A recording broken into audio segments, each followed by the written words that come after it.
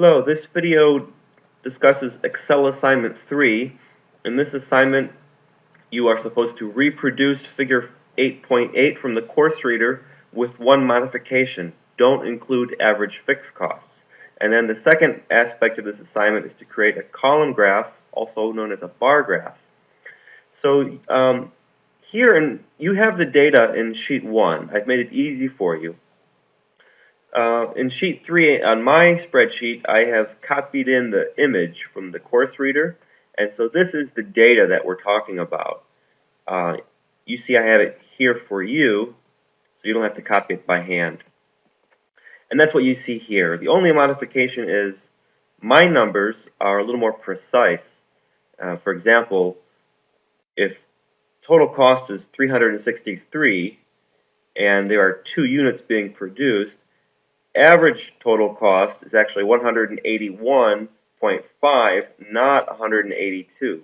So this is rounding in the textbook, but this is rounded to more decimal points. And you'll see the formulas that I've used here to calculate these various quantities. It turns out they all depend on total cost. But watch, if I delete total cost, everything goes away. And so this table of numbers depends on average total cost. Everything else is a derivative of that, either an average or a change in some ways. So what we want to do is recreate this figure, but not include average fixed cost, this curve here. So how do we do that? Well, it's very easy. In Microsoft Excel, highlight the data, and for now, just highlight all of them except for quantity. And why not quantity? Well, because quantity is the horizontal axis.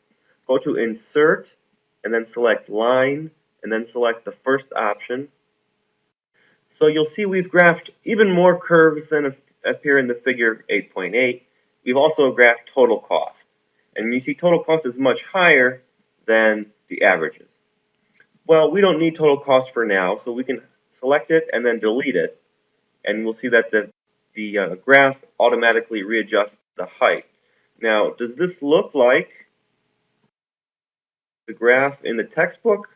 It does, right? It's a little bit different. These lines are curvy, whereas these have sharp edges to them, but otherwise it looks very similar. So there is one exception, and that is the horizontal axis. Remember, we did not select quantity when we made this graph initially. Well, now we will fix this axis by putting your cursor over the x-axis, right-clicking, and left-clicking on Select Data.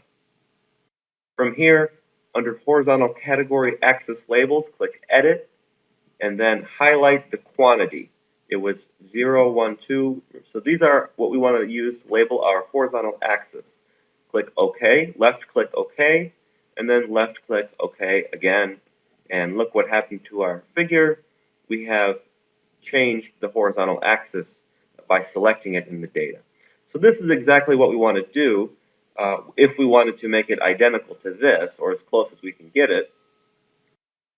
But we do want to get rid of one more curve, and so I'll let you finish up this assignment regarding this graph. But the other thing that we asked you to do is to create a bar chart, or also known as a column chart, of average total cost. So to do that, select average total cost, and then go to Insert, Column, and select the first one. And then you'll see that, again, it's almost perfect, except for here we want to select data, and then these are our horizontal axis categories. OK. Oops, that didn't work out well. Let me do that again. So you right-click, select data, horizontal axis categories, select edit, select the numbers you want for your horizontal axis, OK, and then OK, and then now it worked.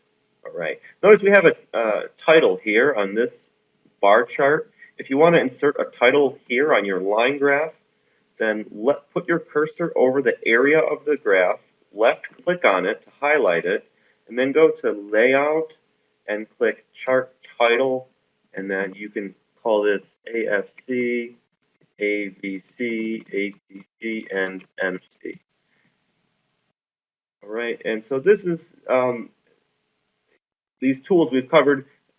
Creating a line graph and a bar chart will round out your toolbox of Excel skills.